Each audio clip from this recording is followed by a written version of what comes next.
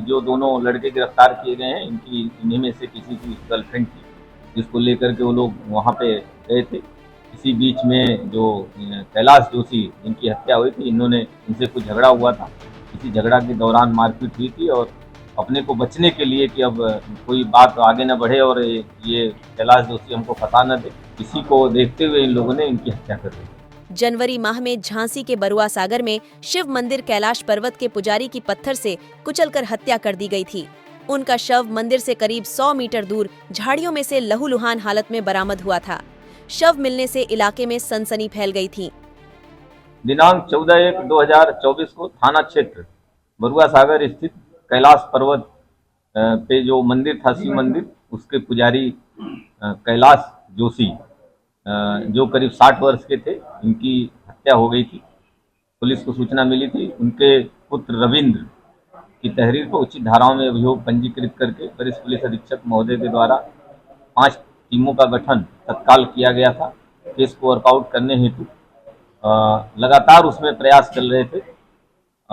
कल जो एएसपी अंतरिक्ष जैन, जो वर्तमान में थानाध्यक्ष बरुआ सागर का कार्य देख रहे हैं, तथा क्षेत्राधिकारी टहरौली व जो सेकंड अफसर हैं, इन लोगों को सूचना मिली मुखबिर से कि 2 लड़के जो इस घटना में शामिल हैं, इनका नाम पता चला था।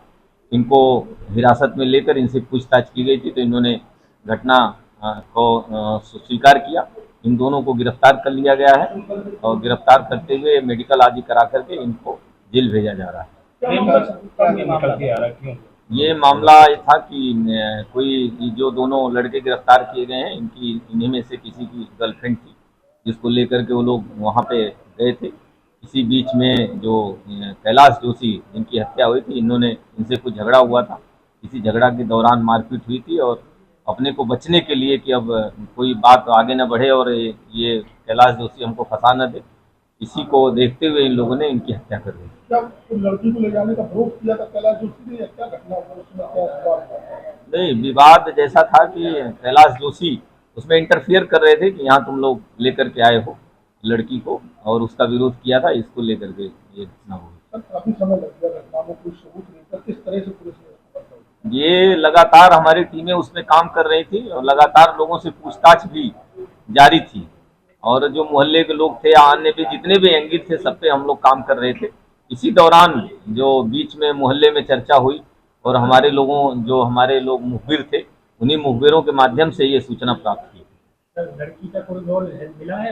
नहीं, लड़की का कोई रोल नहीं है इस घटना में, इसलिए हम लोगों ने इसका नाम भी उसमें नहीं खोला है। आपस में दोस्त नहीं, ये दोनों एक ही क्षेत्र के रहने वाले हैं, आपस में दोस्त हैं। इनके अलावा कोई और साथी? नहीं, यही दोनों।